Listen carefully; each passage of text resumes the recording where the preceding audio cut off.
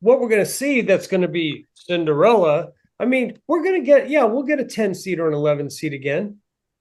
It'll be an SEC team or a Big 12 team.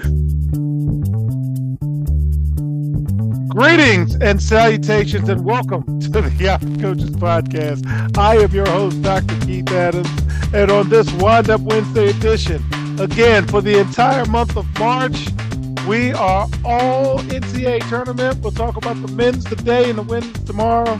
So let's just get this NBA stuff out of the way. Boston and Cleveland are in first place. Cleveland's first, Boston second. Oklahoma City has a 10-game lead. And yeah, we'll catch you in a week or two. All right, so you're all caught up with the NBA. So again, in segment one, we'll do the best, worst, and most surprising things we saw from the Sweet 16 and the Elite Eight. In segment two, we'll talk about is it the beginning of the end or the end of the beginning? A lot of changes taking place. In segment three, we will get you ready for San Antonio, Texas, and the Final Four. But first, best thing I saw.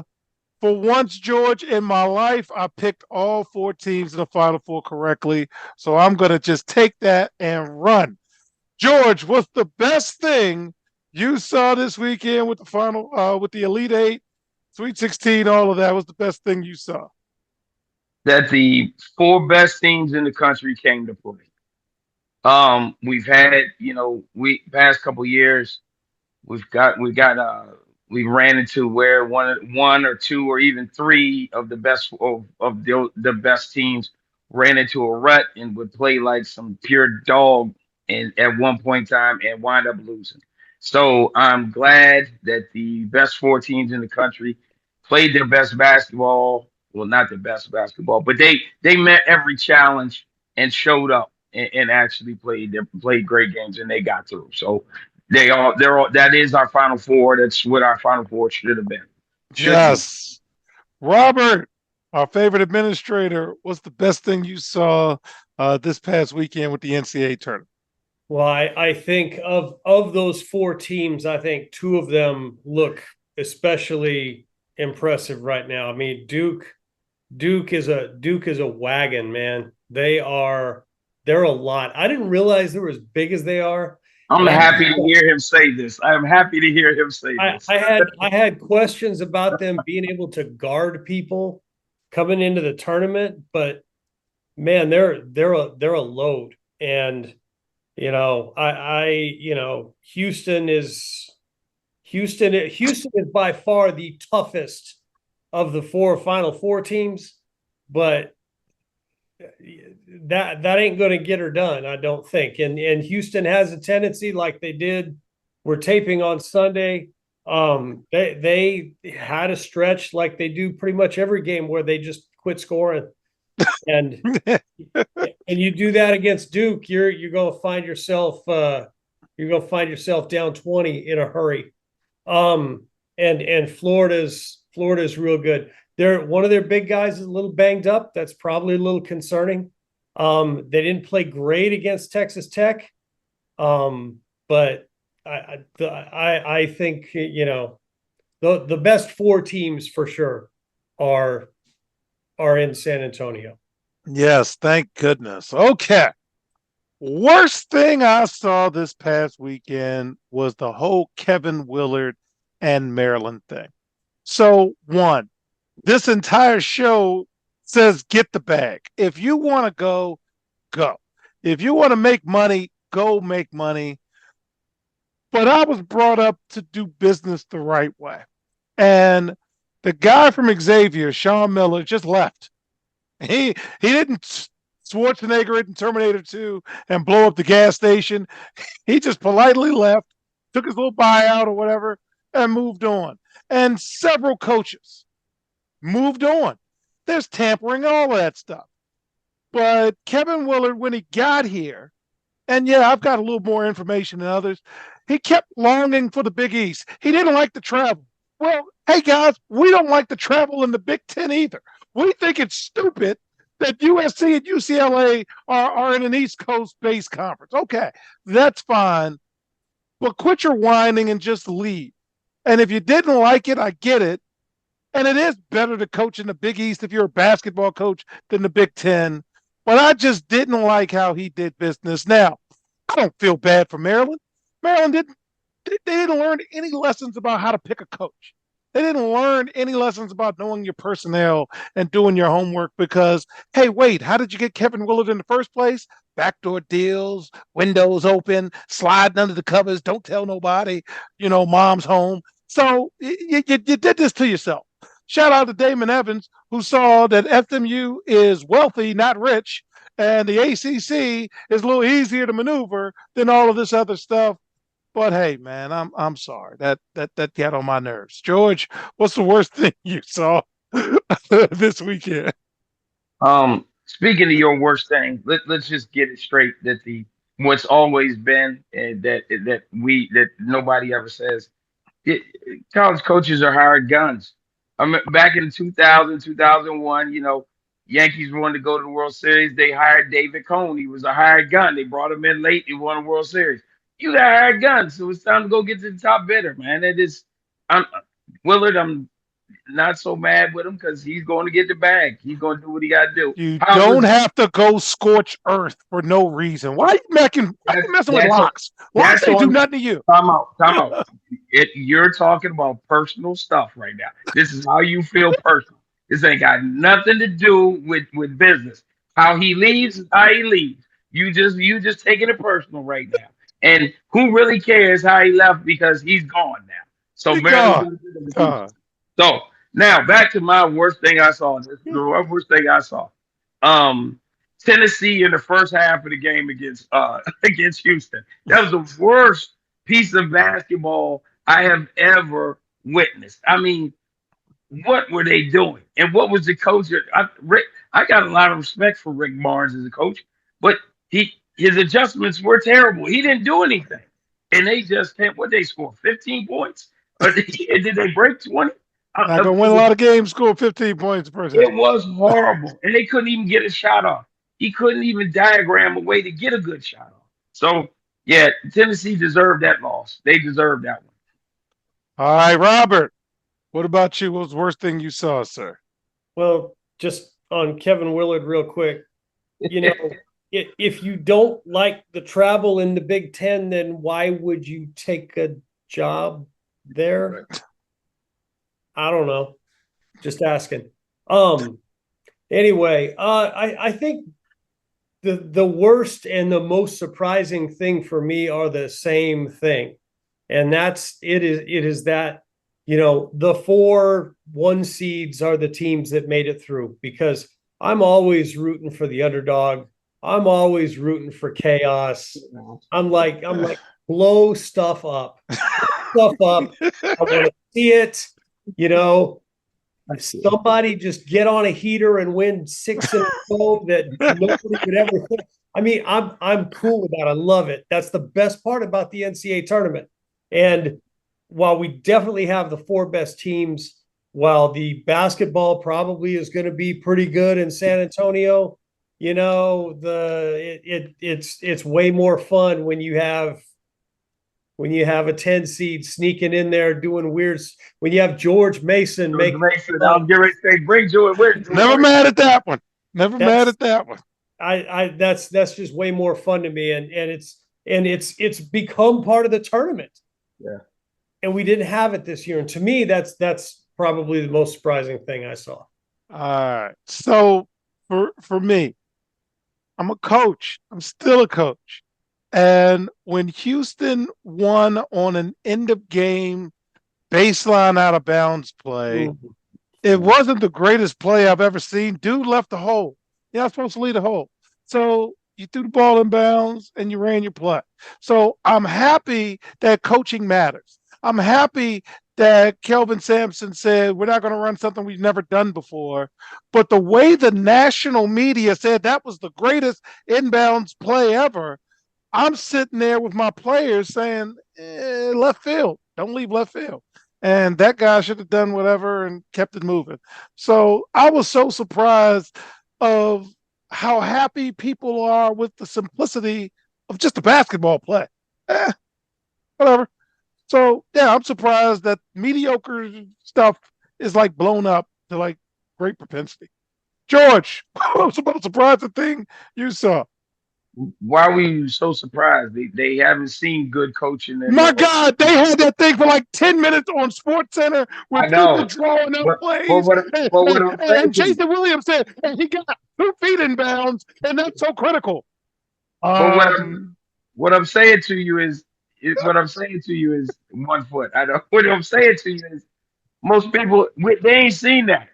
They ain't seen that in a while. We've had bad basketball for a long time, so it was like a revelation for people. Um, yeah. Lower the my ball, you'll reach your goals or something. my most surprising thing is actually one thing that Robert brought up. That Robert would love to see. There's no Cinderella. There's no George Mason. There's nobody running that got on the heater and came through. And the sad part, and the also sad part about it is, I don't know if we'll see it again. So You'll see it again.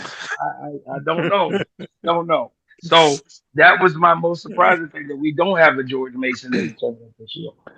Well, All and right. what we're gonna see that's gonna be Cinderella. I mean, we'll get a 10 seed or an 11 seed again. It'll be an SEC team or a Big 12 team.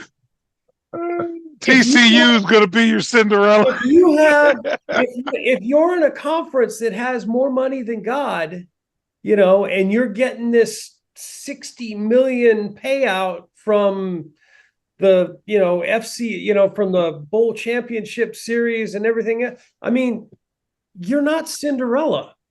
You're not, because you can afford all the stuff you need to go to the ball, right? You're not nickel and diamond nothing trying to find your way to get there. That's not Cinderella. That's what we're going to see, but that's not it. And Keith, I think just the end of game stuff. We're so used to coaches, and you and I kind of go back and forth on this because you like letting teams go there at the end. But I mean, we're so used to seeing just really bad time and score stuff at the end of the game, so that when somebody runs a play that, I mean, what the inbounder read the guy he was supposed to read. Right. I mean, that's not a big deal, but it happens so rarely. We're just like, oh my gosh, look at that. Yes, and fans, there's a line we use in the group chat called time and score, and everybody floods to the TV and we watch end of game situations. And yes, this is one of the rare times somebody actually ran something that worked. So okay, I'm good. So in segment 2, fans, 1, we're going to talk about St. Francis, PA going to D3, and 2, we're going to talk about GCU flooding the market and possibly being that Cinderella. We'll be right back on the High Coaches Podcast. Hi, everyone. I'm Dr. Keith Adams, and for years, I've witnessed the struggles student athletes face on how to truly balance the demands of academics and athletics. It's a question that I have dedicated my life to answering. That's why I wrote Finding the Balance, my personal journey to academic and athletic success. It's more than just a book. It is my personal journey, and it is filled with hard-earned lessons from decades as a coach, educator, and now president of the CKA SAFE Project. Inside, you will find practical advice, real-life stories, and a clear roadmap to help student athletes, coaches, and parents navigate the complex world of balancing sports and education. And now I am thrilled to bring this message to a wider audience as a proud member of the Cascade Sports Network. We're partnering to amplify these crucial conversations about student-athlete success. I believe every student-athlete deserves the opportunity to reach their full potential, both on and off the court and the field. You can purchase your copy directly from our website at www.ckasafeproject.org. Join me and the Cascade Sports Network as we work together to help every student athlete succeed. Welcome back to the iCoaches Podcast in segment 2. The question that I have with my panel is this the beginning of the end or the end of the beginning? So St. Francis, PA. And George, is that in Latrobe, PA? Is that Latrobe? Thanks, yeah, I think. All right. So St. Francis announced a decision by the Board of Trustees that they are going to move from Division I to Division III, and they're not going to be the only program to do so. St. Francis is one of the smallest, if not smallest, Division I schools, but they have an extremely rich history. Maurice Stokes went there. Kevin Porter, the old Washington Bullet, went there. Their football team even beat Kent State, this past year. They made it to the NCAA tournament for just the second time in school history, but the money ain't adding up. So, George, what do you think about their move from D3 to D1? D1 to D3, and shout out to our good friend Diallo Nelson, who also played a little college ball at St. Francis. They're not the last. And like I said, what was that? 2 years ago, a year and a half ago, when we were in here arguing, you wanted to see the stone set in place for the coming of the super conference. They're starting to be set in place, and that wall's starting to be built. Because and they're gonna, if you don't have the money to sustain a football program, and you want to keep the football program, and make no matter, let's not even play about this. This is about football. If you don't have it to sustain it, it's gonna be a hindrance to you, because if you're in a situation where you have to pay these kids and you have to pay these players to come, it's gonna be a problem. And St. Francis is the first domino to fall. You're going to see a number of schools schools are going to have to start thinking about how they reinvest and how they reinvent themselves when it comes to the whole situation with NIL and stuff, because it's going to be different. Now, conferences like that, as Robert brought up when we were off camera, SEC, the Big Ten, with these mega deals, and then with the backing of alumni and all these other things, they're going to have more money than God, and they're going to be able to continue to pay players over the 20 million or whatever the revenue sharing thing is. They're going to be able to pay them, so they're going to keep continuously getting players. So we're going to see this more and more. This is just like the first. To me, I feel like this is going to be this is just one of the first schools, and we're going to see more follow suit. All right, so now great segue, because I'm a proud two-time alum of Grand Canyon University and Grand Canyon president Brian Muller, my main man now. They said, Brian, Mr. President, do you want football? And he said 90% of the universities that have football lose money. When 80% of NIL go to football, that's not a lot left for other sports. So if you're a basketball person going to a school that doesn't have football, there's a lot more money available. Come on with GCU. What are you thinking about GCU? Are they the trendsetters, or what do you think about their approach in terms of how they're going to spend their money? Well, they sound kind of like a Big East school. I mean, really, that's kind of what you're talking about, right? The challenge for them is going to be, right now they're in the WAC, and where are they going to go from there? Because anywhere that would be a step up in terms of conferences for them, the expectation would be that they have football. So that's, maybe they go to the West Coast with Gonzaga. I don't remember. Gonzaga is going to Pac-12, aren't they? Well, no, who knows? But I mean, what he's saying makes a lot of sense. It really does. And I mean, GCU hasn't sounded like they have any intention of ever having a football program, which is going to be better for their other sports, 100%. And, there's money to be had there. There's some alums with pretty deep pockets. not including the two of the three people on this podcast. Hey, I took classes at GCU too. Okay, Hey, I love GCU, even though they kind of railroad me a little bit, but we're all good now. But I mean, I can, what they're saying makes a lot of sense. To go back to your previous point about small D1 schools, the smallest D1 school, just for the record, is Presbyterian College. They have Big South. They have 955 undergraduate students. Okay. Most of the other schools that are really small, you're talking about it's not the Patriot League anymore. I can't remember what they call it, but you're talking about like Bucknell, Holy Cross schools. Yeah, that's the Patriot. Yeah.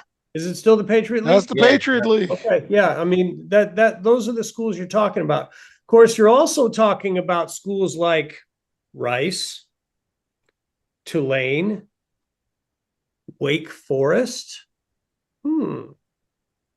That'll never happen. But, when you start talking about small schools and, Wake Forest right there in the middle of North Carolina with Duke and North Carolina right there.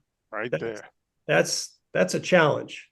But the thing is, with those schools you just mentioned, like Rice and Wake Forest and Tulane, they can still generate money outside of that $20 million. I think this is where we get to the tier situation of the big boys, the super conference, and then everybody else. How it evens itself out. I don't know about even itself out, but how it goes, because Tulane's not going to let go of their football program. It won't happen. Just like it'd be shocking to see Wake Forest let go of it. But what their ability, I think they have the ability to survive, as opposed to get it become a burden, to where football becomes a burden on them. To where, like, you take GCU and good old High Point University, that influx of money that came into both of those schools that got them where they are. And D1, they're going to stay away from football because they're going to keep that money where it is, and it's going to be a great time to be a baseball, basketball player, softball player at those schools. And just like to see it in color, GCU and High Point both made the NCAA tournament in basketball, and they both made the NCAA tournament in baseball last year. So it's coming. It's going to keep going. Well, and next week the House decision comes out too. It's going to be interesting. And like Rice, you think about Rice. Rice was in the old Southwest Conference. Yep. They were a powerhouse in football for a while. They were really good. And the Southwest Conference went away, and that was the end of that, pretty much. They didn't get picked up. Aside from winning a national baseball championship, I think in like 2006, somewhere. Yeah. They have struggled. Their football's not good. Their basketball teams are not good. They've struggled. They just fired the baseball coach. They're like 3-25 on the season. It's been a struggle. It's not good. No. All right. So, fans, when we get back in segment 3, we're going to set the table for San Antonio, and the old age outlaws are getting ready to tear the town down. We'll be right back on the iCoaches Podcast. Hi, everyone. Dr. Keith Adams here, and for over 30 years, I've dedicated my life to helping student athletes succeed, not just on the fields and the courts, but in the classroom and beyond. And that's why I founded the CKA Save Project. The CKA Save Project understands that finding the balance between academics and athletics is crucial for long-term success. That's why the CKA Save Project offers a range of programs, including personalized consulting, mentorship, and coming in 2027, our innovative Gap Year Basketball Academy, designed to assist both young men and women reach their full potential, both on and off the court. I'm incredibly excited to announce that the CKA Save Project is now partnering with the Cascade Sports Network. This partnership will allow us the opportunity to amplify our message and reach even more student athletes through the Odd Coaches podcast and other exciting initiatives. Join the CKA Save Project and the Cascade Sports Network as we empower the next generation of student athletes. Visit CKA on the web at www.ckasaveproject.org to learn more. Let's work together to find the balance and help unlock your potential. Welcome back to the Odd Coaches podcast in segment 3. Let's first say, for all of you crying, belly aching babies out there, we're still watching. So for all this Cinderella talk and everything, the NCAA men's basketball tournament is on pace for its higher viewership since 1993. Okay, through the second round, the combined average viewership is up 3% from this time last year. So yeah, we don't care about Cinderella. So let's get to the Final Four prediction. George, you got Duke, you got Houston on one side, you got Auburn and Florida, SEC teams on the other side. The kind of an 85 Villanova Georgetown, a lot of familiarity with Florida playing Auburn. What predictions do you have, sir? I got I got look. I don't think Auburn has enough to beat Florida. I think Florida is a better team all around. Even though Auburn has been ranked number one and everybody was touting them, I think as we've hit the stride, I think Florida is just is a better team right now. So I got Florida and then I've been talking all along that group down in Durham is tough, man. That is a tough group right there, and that kid in flag continues to show his mettle. So I ride with them, and I got a Florida Duke situation going on in national championship, and I'll probably if I got to be pressed to pick it, I know Florida's tough and they answer every challenge, but I think that the length and the athleticism that's on that Duke squad is too much right. It's too much right now. And with them hitting on all cylinders, I got a call, and I know most of America is going to hate it, and I know this is, and that's exactly why the viewership is up where it is. You bring in all these SEC fans because the whole state of Alabama is already in because they're watching anyway because state of Alabama had like 6 teams in the daggone NCAA this year. So you got them. You bring Florida, and everybody in the country hates Duke. So everybody's going to come to watch that. So, but yeah, I think Shire now joins Krzyzewski and gets a trophy. That if I'm pressed to it, that's what I got. That's where I'm pulling it out. All right, Robert, we will be there. So what are you predicting in terms of the Final Four? I talked about it earlier. I mean, Houston is by far the toughest of the 4 teams. I just don't think that toughness is enough to overcome everything else. Duke, I think Duke is playing by far the best of the 4 teams right now. You could have said that about Florida until they came into the game against Texas Tech, and Texas Tech gave them some trouble. Texas Tech is another, I mean, physically and mentally tough team, and you know that was a battle. I think Florida beats Auburn. I don't think it'll be particularly close. I don't think Auburn's playing very well right now. Again, we're taping on Sunday. Janai Brum got banged up a little bit today, left the game, went back to the locker room. They said he was done, but he came back in the game. They didn't really need him. I don't understand that. If Will was here, Coach Adams is not going to let me play.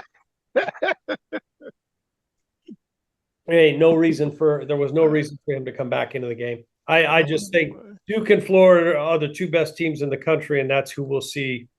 That's who we'll see next Monday. And I agree with George. I think Duke is going to be too much for him. All right, so I had a pool. I'm a sheet of integrity guy, and I did have all Final Four ones for once in my life, as Stevie would say.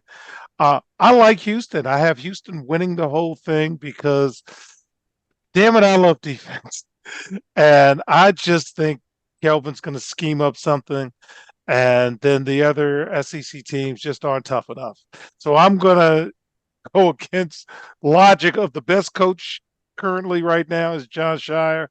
The best player is Cooper Flagg, and that's a pretty good math equation come March. So I'm just going to go against the grain and say Houston's going to cut down the nets.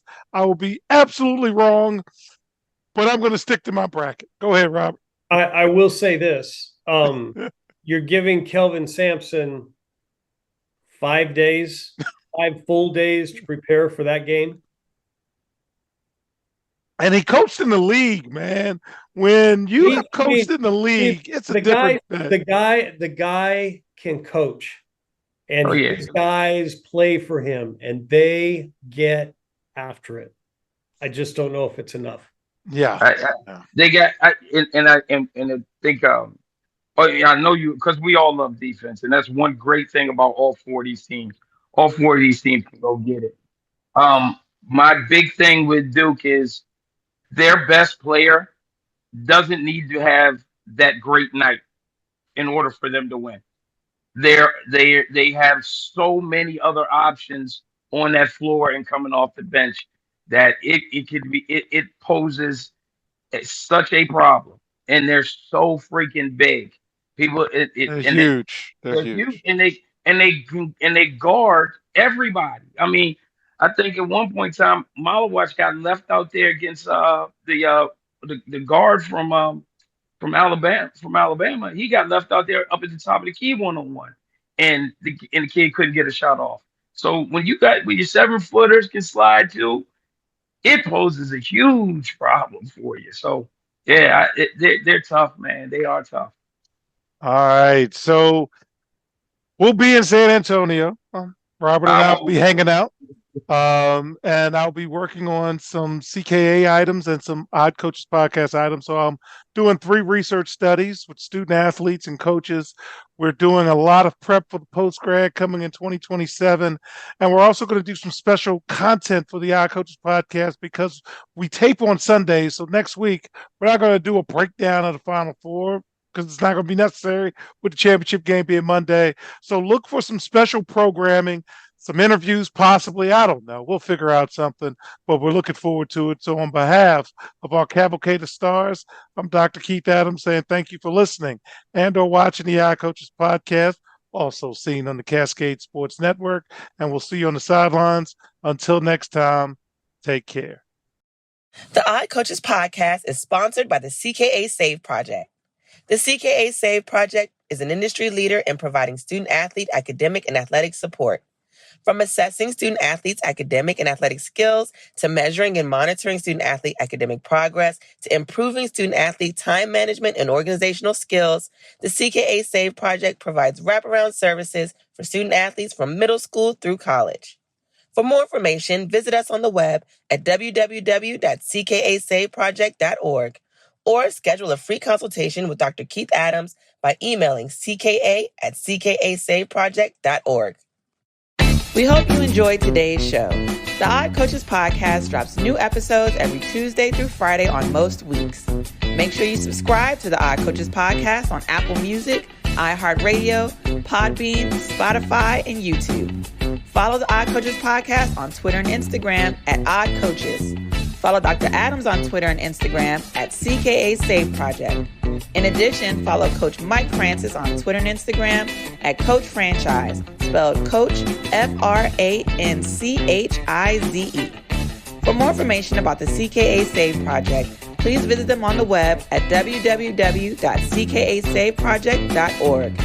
See you next time on the Odd Coaches Podcast.